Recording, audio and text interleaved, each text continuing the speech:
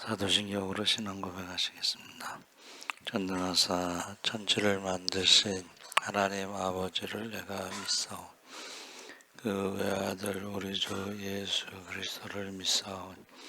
이는 성령으로 잉태하사 동정녀 마리아에게 나시고 여비라 되게 고난을 받으사 십자가에 못 박혀 죽으시고 장사한 지 사흘만 죽은 자 가운데서 다시 살아나시며 하늘에 오르사 전능하신 하나님 우편에 앉아 저희로서 산 자와 죽은 자를 심판하러 오시리라.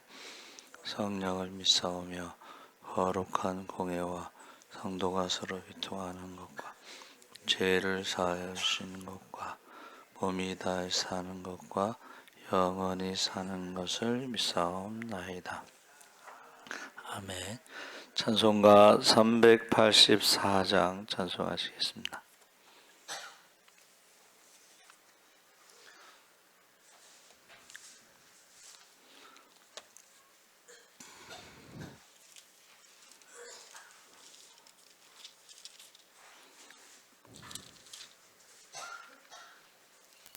찬송가 384장 찬송하시겠습니다.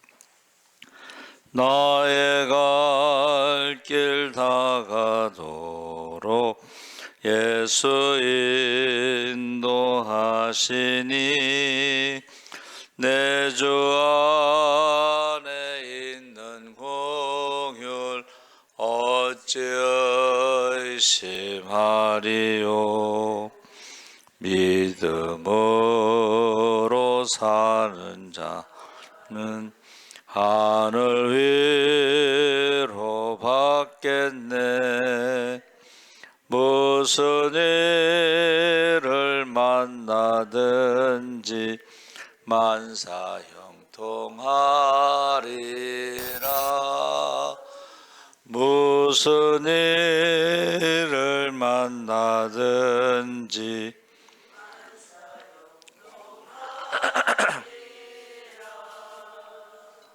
나의 갈 길 다가도록 예수 인도하시니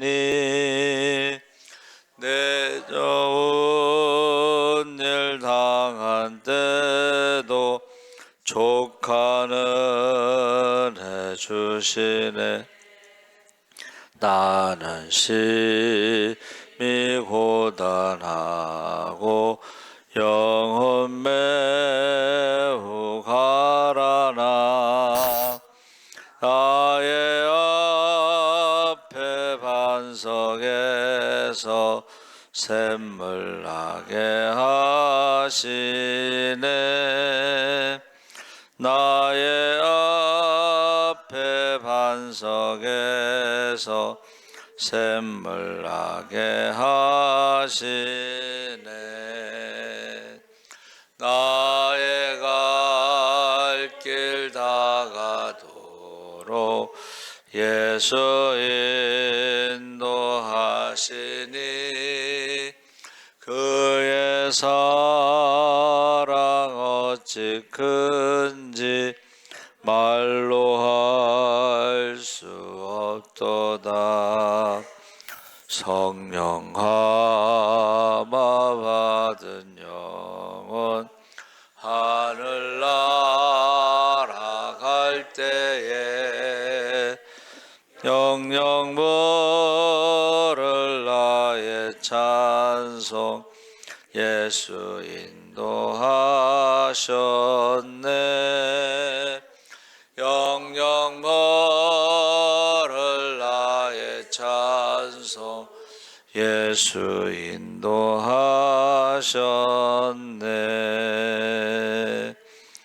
아멘.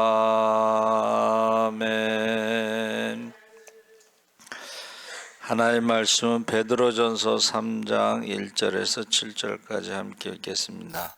379쪽에 있습니다.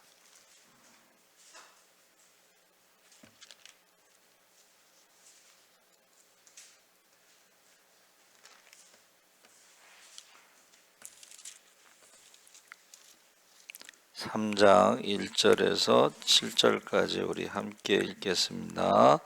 아내들아 이와 같이 자기 남편에게 순종하라. 이는 혹 말씀을 순종하지 않는 자라도 말로 말미암지 않고 그 아내의 행실로 말미암아 구원을 받게 하리.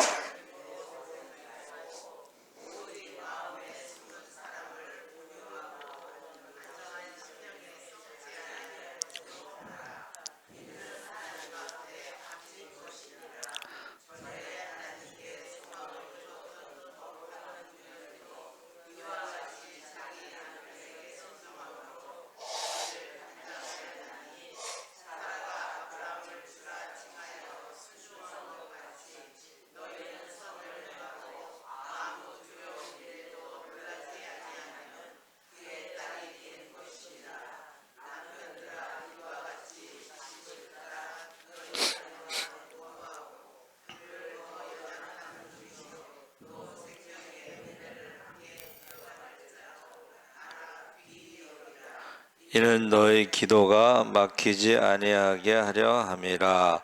아멘. 할렐루야. 좋은 아침입니다. 잘 오셨습니다. 오늘 말씀의 제목을 교회 한몸.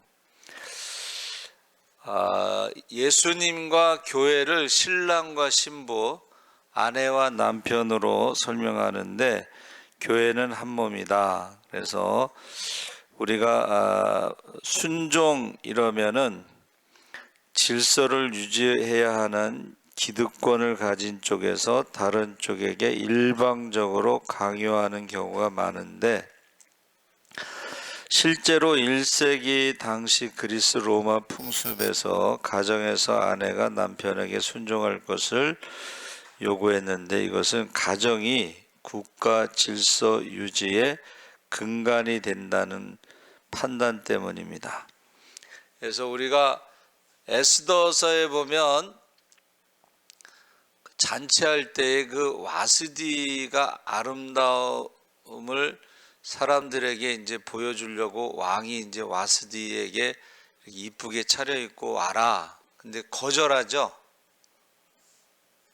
아니, 왕이 이쁘게 차려입고 와서 자기 이제 와스디의 이쁜 거를 자랑하고 싶었는데 안 왔다는 것으로 그 다음에 어떻게 해요? 왕후를 폐위하잖아요. 그때 그 사람들이 말한 게 뭐예요?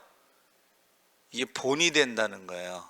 남편의 말을 듣지 않은 것이 본이 되면 나라의 질서가 흔들리니까 폐위하자. 그래서 에스더가 왕후가 된 것이죠. 그러니까 이것은 그 당시의 풍습인데, 로마의 풍습, 와스디 폐위가 된 것도 그 나라의 근간이다, 질서다. 그러니까 가정이 나라의 근간이 된다, 이제 그런 말이에요. 근데 여기서 베드로가 말한 것은 그 당시의 사회 통념의 그런 뜻이 아니고, 베드로가 말한 것은 베드로전서 1장 18절에 예수 그리스도와 아무 상관없는 그런 가치관, 세상적인 게 아니고 너희 조상이 물려준 헛된 행실을 따르지 말라. 그 헛된 행실이라는 것은 그 당시에 로마가 유명한 그 말이 뭐냐면, 로마는 하루아침에 무너지지 않았다. 로마가 굉장히 음란했는데, 그게 황제의 부인이 창녀촌 가게를 열어서 매출을 했다는 거예요. 이게 상상도 안 되죠. 매출을 했다는 거예요. 그래서 로마가 무너졌다, 가정이 무너졌다, 이제 그렇게 보는 것입니다. 그래서 로마 사람들이 예수 믿는 사람들을 핍박하면서도 결혼을 하게 되면은 예수 믿는 사람을 며느리로 삼으려고 했다는 거야.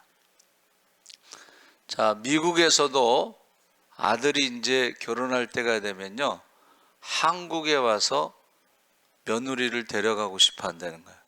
그러니까 미국 사회에서 워낙 개방적이니까 그런 의미로 말씀하고 있는데, 이것을 교회와 예수 그리스도와의 관계를 아내와 남편으로, 그러면 다시 말하면 아내는 교회가 되는 것이고 남편은 예수 그리스도가 되니까 우리가 예수 그리스도 남편에게 순종하라, 이렇게 이제 말하고 있는데, 그 1장 1절에 그리스도인의 정체성에 대해서 베드로가 나그네라고 그랬습니다. 나그네라는 건 뭐예요? 돌아갈 내 고향 하늘나라가 있다는 거야. 그러니까 이 땅에서 아무리 뭐 즐겁고 많이 갖고 하고 싶은 거 하고 그래도 여기에 정착한 것이 아니라 잠시 머물다가 가는 나그네. 그래서 제가 처음 여기 20년 전에 와서 첫 번째 설교가 철새 이야기를 했습니다. 철새가 이렇게 이동을 하잖아요. 그럼 중간에 이제 먹기 위해서 이렇게 섬에 내리면은 맛있는 게 많으니까 막 먹는데, 때가 되면 또 다시 날아가야 되는데 그 중에 한 놈이 날아가지 않고 계속 먹기만 한 거예요. 근데 너무 먹기만 하다 어떻게 돼요? 살이 쪄가지고 날아가지를 못해. 근데 이제 날이 추워지니까 거기서 얼어 죽는 거죠. 우리가 이 세상에서 잠깐 내려서 잠깐 먹고 또 가야 돼. 그런데 영원히 여기가 천국인 줄 알고 머물고 있으면 어떻게 해요? 살이 쪄서 나중에 날아가지도 못하고 얼어 죽는다는 그게 제가 첫 번째 설교였어요. 그래서 여기서 헛된, 너희 조상이 물려주는 헛된 행실과 베드로전서 1장 1절에 나오는 나그네라고 하는 이 정체성에 대해서 우리가 로마가 아무리 타락을 해도, 세상이 아무리 타락을 해도 우리는 그리스도의 신부로, 그래서 믿음과 소망과 사랑이 있을 때 제가 또 잘 쓰는 그 예화가 가마꾼이 있는데, 앞에 있는 가마꾼의 이름이 뭐예요? 가마꾼의 이름, 앞에 있는 가마꾼의 이름은 소망. 뒤에 있는 가마꾼은 앞이 안 보이니까는 이름이 뭐예요? 믿음. 소망은 이제 그 견칫집을 보고서 가야 되는 거고, 믿음은 어떻게 해요? 앞이 보이지 않지만 믿음으로 따라가는 거고, 그리고 가마 안에는 뭐가 있어야 돼? 사랑, 신부가 있어야 돼. 신부. 그런데 무겁다고 그래서 신부를 팔아먹고 가거나, 아니면 신부를 잃어버리고 가거나, 빈 가마를 들고 막 이제 갔는데 신부가 없으면 어떻게 되겠어요? 우리가 신앙생활 할 때에 소망을 따라가야 되죠. 하나님 나라. 그리고 믿음으로 따라가야 되죠. 그런데 사랑이 없으면 악하고 게으른 종이 되는 거야. 그래서 지금 베드로가 말하는 것은 그 로마 시대의 그런 남편이 아내에게 강요하는 그런 순종이 아니고, 믿지 않는 남편이 어떻게 해요? 아내의 모습을 보니까 세상 사람들하고 다르다는 거예요. 그것을 보고 남편이 구원을 받도록 도와주라고 하는 거예요. 지금 착한 행실로 구원받는 건 아니지만, 북한에서 내려온 사람들이 예수를 믿는 과정 속에서 간증이 뭐냐면 이제 중국으로 일단은 가죠. 근데 거기서 전도사님이 전혀 알지 못하는 북한 사람들을 위해서 막 기도를 하더라는 거예요. 그러니까 이 사람이 생각할 때에 저 전도사님이 가족도 아니고 알지도 못하는 사람들을 위해서 기도하는 그 하나님은 어떤 하나님인가 궁금해가지고 성경을 읽다가 하나님을 믿게 됐다는 거예요. 할렐루야. 어느 이제 여자가 간증한 것이고, 또 하나는 남자가 이제 간증한 것은 자기 주변에 있는 그 예수 믿는 사람들의 그걸 보니까는 저 사람이 믿는 하나님이라면 나도 한번 믿어볼 만 하겠다. 제가 직접 들은 것은 자기 부인 때문에 우리 부인이 믿는 하나님이라면 나도 믿어야 되겠다. 그래서 이제 교회에 오셨다고 하는 분이 있었어요. 그래서 지금 그 얘기를 하는 거예요. 그러면서 2절에 그들이 여러분의 경건하고 순결한 행실을 보고 그렇게 될 것입니다. 구원받을 것입니다. 이런 뜻이에요.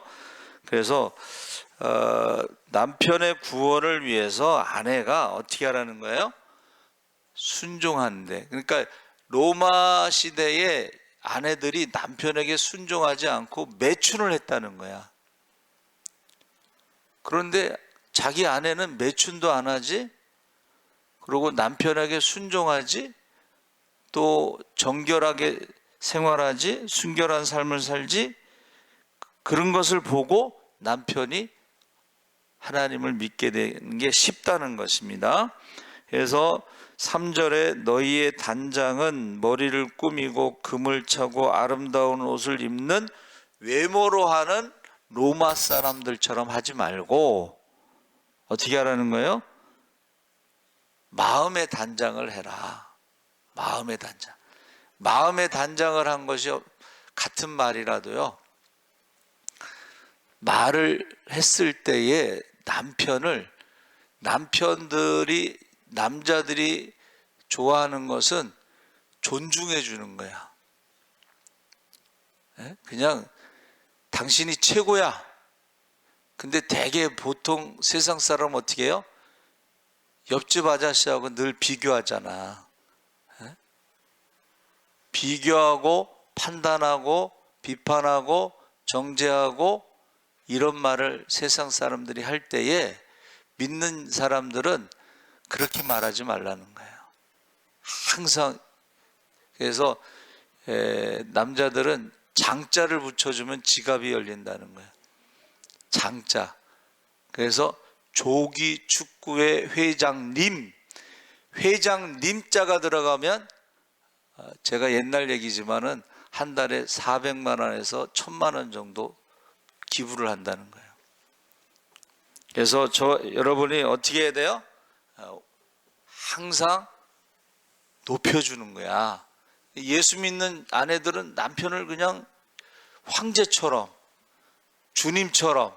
그래서 여기서 베드로가 뭐라 그랬어요? 사라가 아브라함을 주라고 불렀다는 거야. 주, 황제. 그래서 제가 이게 궁금했던 게 뭐냐면, 아브라함이 이제 하나님이 모리아 산에 가서 이삭을 바치라고 했을 때 사라하고 상의를 안 했죠? 왜 그래요? 주니까, 황제니까 상의할 필요도 없는 거야. 그냥 그날 아침에 그냥 일찍 일어나서 짐 싸갖고 그냥 간 거야. 근데 사라가 거기서 어디 가세요? 그렇게 물어본 적도 없고, 왜 가세요? 물어본 적도 없고, 그런 내용이 없잖아. 주라고 말했다는 거야. 주. 그러니까 베드로가 지금 사라가 아브라함을 주라고 불렀다는 것입니다. 그러면서 뭐라 그러냐면은 너희는 4절에 오직 마음에 숨은 사람을 온유하고 안정한 심령에 썩지 아니할 것으로 단장하라는 거예요. 숨은 사람, 겉사람이 아니라, 그러니까 로마의 그 여자들은 겉에 뭐 금, 뭐 머리, 뭐 이런 거 겉을 장식하는데, 그거 머리하고 금하고 뭐 이런 것들을 왜 하는 거예요? 매춘하려고. 그러면 남편이 볼 때, 아, 저 여자 또 몸팔러 가는구나, 안다는 거야. 근데 예수 믿는 부인들은 그렇게 안 한다는 거지. 매춘을 하지 않고 겉을 꾸미지 않고 숨은 사람을 온유하고 안정한 심령에 썩지 아니할 것으로 하는데, 이것을 우리가 인격이다, 성품이다, 이렇게 말하는 것입니다. 그래서 4절에 하나님 앞에서 값진 것, 하나님께서 귀하게 여기는 것으로 너희를 꾸미라 그랬습니다. 그러면서 5절 6절에 하나님께 소망을 두었던 거룩한 부녀들도 이와 같이 자기 남편에게 순종함으로 해서 사라 이야기를 하고 있습니다. 그러면서 뭐라 그랬어요? 6절, 우리 한번 6절을 다 같이 한번 읽어보겠습니다. 시작. 사라가 아브라함을 주라 칭하여 순종한 것 같이 너희는 선을 행하고 아무 두려운 일에도 놀라지 아니하면 그의 딸이 된 것이니라. 아멘. 여기서 그의 딸이라 하나님의 딸이 됐다는 거예요. 순종하는 것이 하나님의 딸이 됐다. 그래서 제가요, 그 이슬비 전도학교를 이제 갔는데, 여운학 장로님이요, 서울대 물리대를 졸업하고 금성출판사 부사장으로 있을 때에 40대에 과로로 쓰러졌어요. 그래가지고 병원에 있는데 막 바쁘게 살다가 아무것도 안 하고 있으니까 굉장히 심심하잖아. 근데 그 병원에 있을 때에 자기 부인이 매일 새벽 기도를 갔는데 도대체 새벽 기도 가서 무엇을 할까 궁금해가지고 성경을 읽었대요. 성경을 읽다가 여호수아를 읽는데, 여호수아에 뭐가 나오냐면은 여리고 사람들이 이스라엘 백성으로 인하여 성문을 굳게 닫았더라, 이 말씀을 가지고, 아, 사람들이 마음의 문을 굳게 닫고 있을 때에 그 마음의 문을 열기 위해서 이슬비 전도 편지를 만드는 거예요. 그게 이제 12번 보내게 돼 있어요. 근데 그 첫 번째 간증이 나오고, 중요한 게 뭐냐면 이슬비 전도 편지 내용이 좋아요. 나이별, 직업별, 뭐 이런 여러 가지 종류로 해서 그 사람이 어떤 사람에 맞는 것을 사가지고 12번을 보냈는데, 어떻게 전도를 하는 거냐면, 좋은 글이 있는데 한번 받아보시겠어요? 그리고 그 사람이 주소를 가르쳐주면 그 주소에다 보내는 거예요, 엽서를. 그러면 그 다음이 중요해. 그 다음이 뭐냐면 전화를 해서 읽어보셨나요? 내용이 너무 좋죠? 하면서 확인을 하는 게 중요해. 그러면 한 번, 두 번, 세 번 하다가 어떻게 해요? 이슬비의 마음의 문이 열리기 시작했을 때에 신방을 가든지 초청을 하든지, 그러면은 그 사람이 교회를 오게 돼서 그게 이슬비 전도예요. 그래서 제가 갔을 때는 어느 장로님이 오셨어. 자기는 평생 예수를 믿었는데 전도를 한 명도 못해서 거기 온 거예요. 근데 이거는 뭐 엽서 보내는 거니까, 그리고 전화 한번 하는 거니까, 아, 나도 할 수 있겠다, 이제 확신을 가지고 가서 이제 그걸 보내고 전화하고 그래요. 근데 보내기만 하고 전화를 안 하면 이 사람이 마음의 문이 열렸을 때 전도한 사람 교회로 간다 그런 뜻이에요. 자, 여기서 아내와 남편에 대해서 말하는 것은 교회와 예수님의 관계, 로마 시대의 세상 사람들과 우리의 모습의 정체성. 그래서 안 믿는 남편도 믿는 아내의 그 모습을 본다는 거예요. 그러면 그 중에 이제 새벽기도 우리 남편이 여운학 장로님이 볼 때 그 부인이 새벽마다 가서 도대체 뭐를 하는지 궁금하잖아. 그렇죠? 그래가지고 성경을 읽다가 이슬비 전도학교를 세우고, 그리고 어떤 사람은 이제 궁금한 거예요. 도대체 교회에서 뭐를 하나 하고 부인 따라서 교회 왔는데 말씀을 듣다가 예수를 믿게 되고, 그래서 저와 여러분이 교회는 한 몸이다. 남편과 아내는 한 몸이라는 것은 동등하다, 평등하다. 한 몸이면 뭐예요? 내가 구원을 받으면 남편도 구원을 받는 게 정상이에요. 남편이 한 몸인데 자기만 천국에 들어가고 남편은 한쪽 한 몸을 딱 잘라가지고 너는 지옥에 가라 이렇게 할 수는 없잖아. 그렇죠? 그래서 남편 구원을 위해서는 세상 사람들과 다르게 우리가 행동을 해야 된다 하는 것을 순종이라고 표현한 것입니다. 그 다음에 나오는 게 7절 말씀을 한번 다 같이 읽어보겠습니다. 7절 말씀 시작. 남편들아 이와 같이 지식을 따라 너희 아내와 동거하고 그를 더 연약한 그릇이요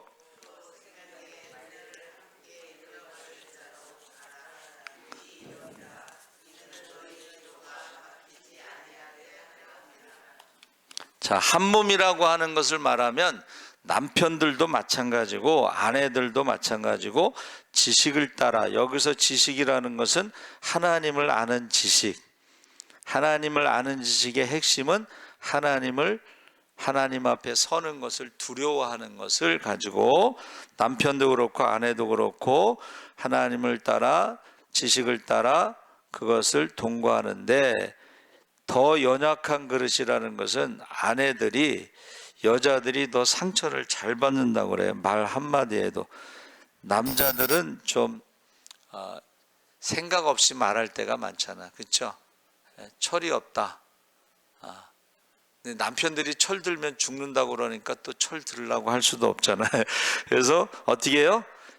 연약한 그릇, 여러분 여기서 질그릇인데 질그릇은 깨지기가 쉽고 금이 가기 쉽습니다. 그렇죠? 그래서 그 다음에 생명의 은혜를 함께 구원받을 사람, 그 다음에 귀히 여기라는 거예요.